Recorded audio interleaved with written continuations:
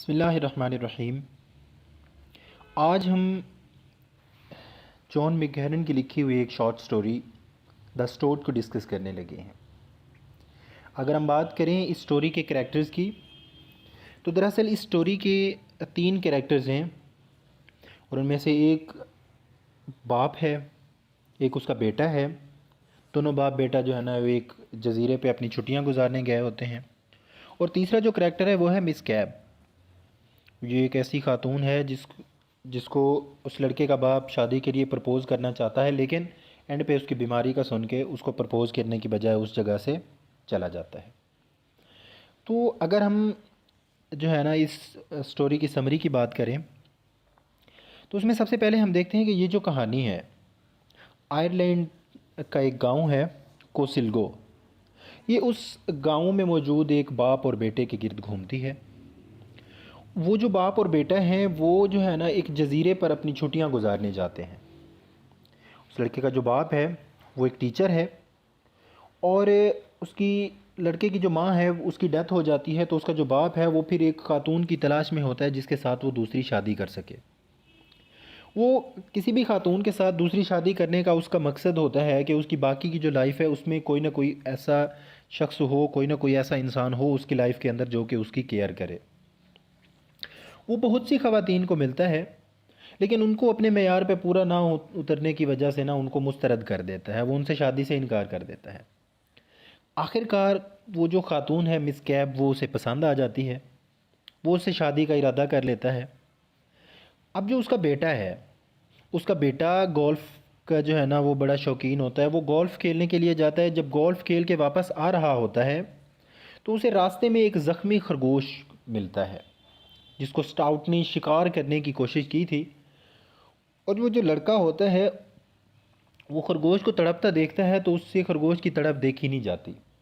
वो पहले तो जब वो स्टाउट उसके साथ लड़ रहा होता है खरगोश के साथ, वो उस खरगोश को स्टाउट से बचाता है। लेकिन बचाने के बाद फिर वो क्या करता है, वो देखता है कि वो खरगोश बहुत तड़प रहा है, दर्द के अंदर बिलबिला रहा है। तो वो क्या करता है, वो अपनी जेब से चाकू निकाल के उस खरगोश को ज़िबा कर देता है।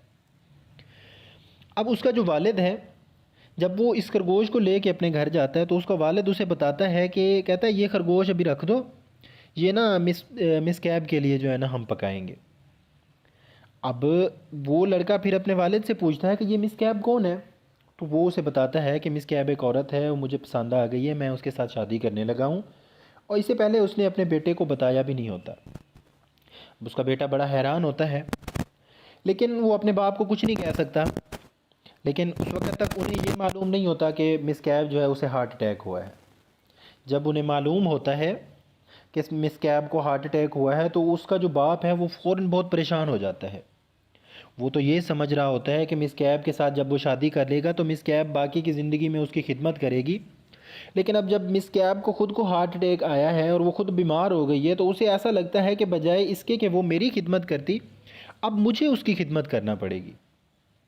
वो इस चीज़ से डरते हुए वो ये ताल्लुक़ ख़त्म करके इलाका छोड़ जाने का फ़ैसला करता है। अब उसका जो बेटा है वो उसे इस चीज़ से बहुत रोकता रहता है। वो अपने बाप की बेइज़्ज़ती से बहुत नालां हो जाता है और आखिर में वो क्या करता है, वो अपने बाप के साथ जाने से इनकार कर देता है। और वो अपने बाप को कहता है कि वो अपने जो है ना अंकल के साथ रहेगा। उसका अंकल जो उसी जगह पे जो है ना उसी जज़ीरे पे रहते हैं और वो डॉक्टर है। तो यहाँ पे हमारी कहानी ख़त्म हो जाती है। इसके बाद अगर हम बात करें इस कहानी के थीम्स की, इस शॉर्ट स्टोरी के थीम्स की अगर हम बात करें, तो सबसे पहला जो इसका थीम है वो है सेल्फिशनेस। अब सेल्फिशनेस के थीम को अगर हम देखें तो सबसे पहले जो उस लड़के का बाप है वो सबसे पहले तो अपनी बीवी के मर जाने के बाद अपने बेटे पे तवज्जो देने की बजाय वो एक दूसरी जो है ना ख़ातून की तलाश में लग जाता है कि इससे वो चाहता है कि उसकी जो बाकी की ज़िंदगी है ना वो कुछ अमन सुकून के साथ गुजर जाए। वो इस हद तक सेल्फ़िश होता है कि उसे मिस कैब की सूरत में एक ख़ातून मिल भी जाती है जो कि उसकी बाकी ज़िंदगी मतलब उसके साथ गुजारना चाहती है।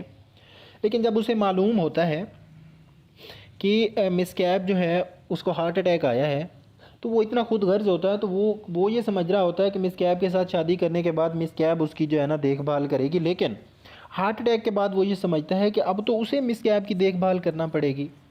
वो इस चीज़ से डरते हुए वो क्या करता है कि वो फिर चला जाता है उस जगह को छोड़ के चला जाता है, मतलब वो इससे ज़ाहिर होता है कि वो किस किस्म का खुदगर्ज इंसान था।